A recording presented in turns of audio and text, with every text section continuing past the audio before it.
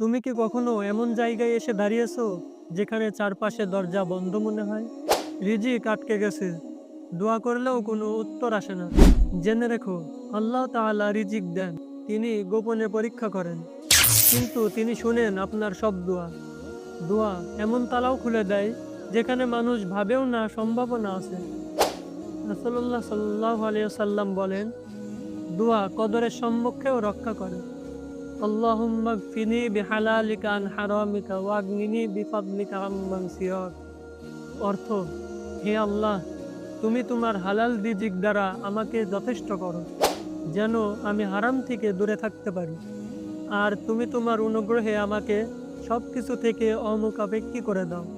এই দোয়াটা যদি তুমি প্রতিদিন মন দিয়ে পড়ো, বিশ্বাস রাখো, আল্লাহ তাআলা এমন দরজা খুলে দিবেন যেখানে তালা তুমি দেখতেও পাওনি।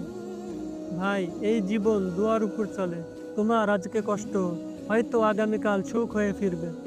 শর্ত একটাই, আল্লাহর কাছে ফিরো আর বলো, ইয়া রাজ্জাক, আমি শুধু তোমাকেই চাই।